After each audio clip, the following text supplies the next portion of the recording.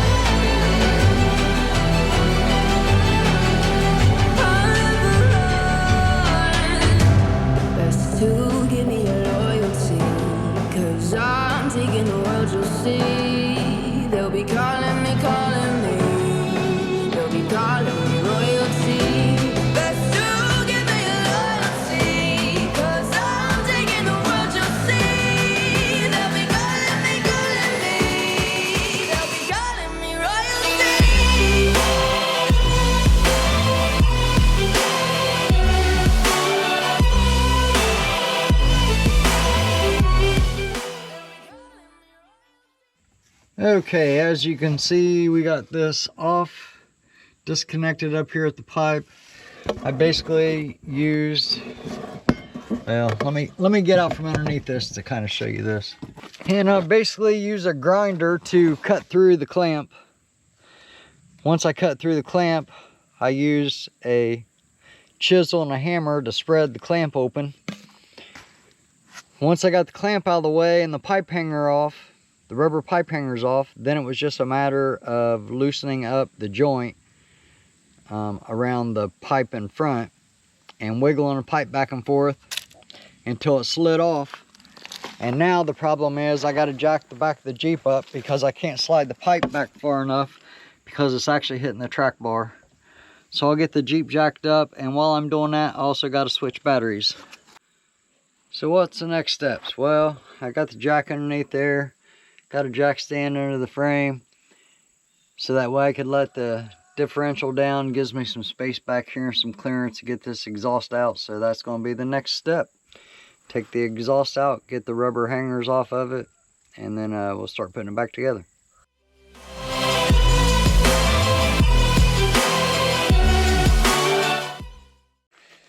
And as you can see, that was pretty easy to get out with the vehicle jacked up. Now we're going to work on getting this rubber hanger off of there. Now you probably saw me in the time lapse that I basically just use a pry bar. But when I got to take these off the actual exhaust, I end up using PB blaster and an actually hanger tool. Just makes it a little bit easier. You don't have to have them. You could probably get this out just by wiggling it around and trying, but these literally just make them come right out, as you can see. The one that's on the front, closest to the engine's got to be put on before you put the exhaust on. It's got to go on the pipe first. So, the next thing is going to be getting this all installed loosely before anything is clamped down. So I'll basically assemble all the pipe. And one thing I wanted to do was I wanted to check the length.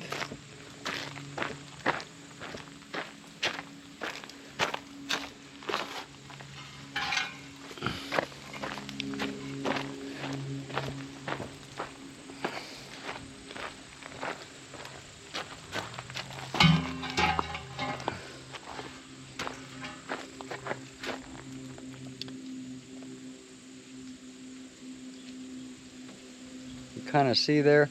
Pretty certain that I need to have, or maybe I don't. I've got these pretty close to right.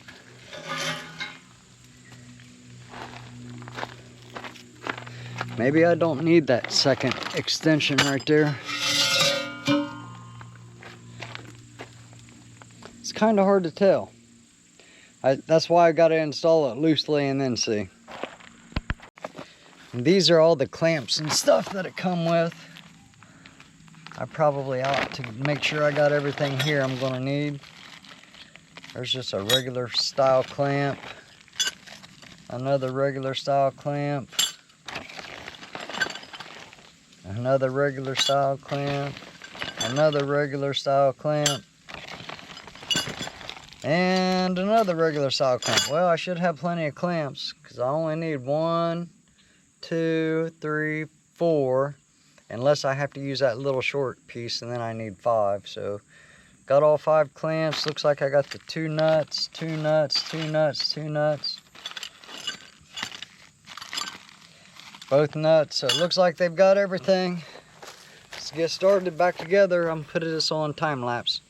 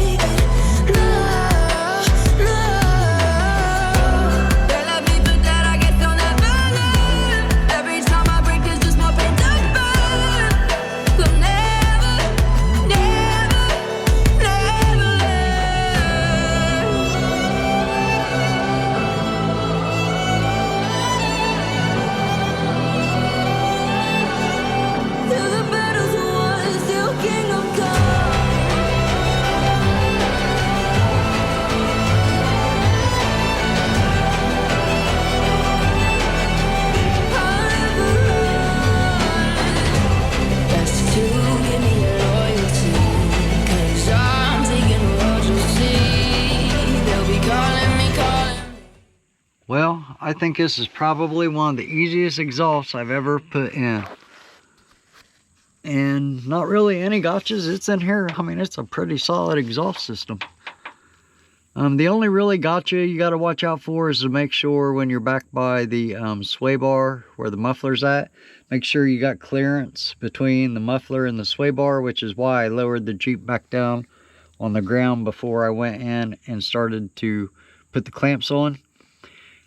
You definitely want to wait and put the clamps on when the Jeep, all 4 wheels are on the ground.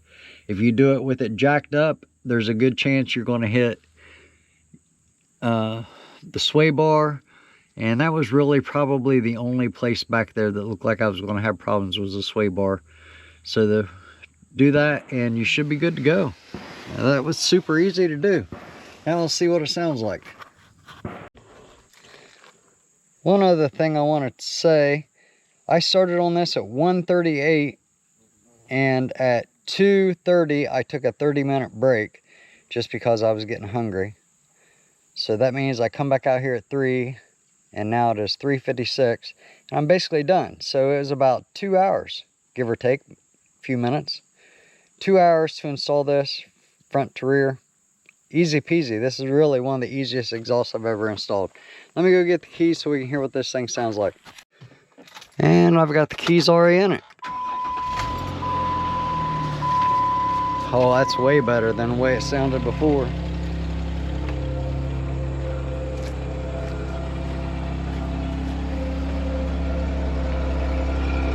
Way, way better.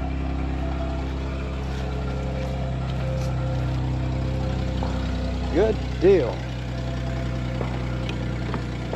So, there you have it. I'll leave links down in the description for where I got this out on Amazon. Again, this has got to be one of the easiest exhausts I've ever done. Of course, I didn't need that centerpiece. It said it was for a 4-door Jeep, so maybe it's for a different Jeep. Maybe it's for a one of the pickup truck style Jeeps. But anyways, I now have a piece of usable exhaust pipe and an extra clamp.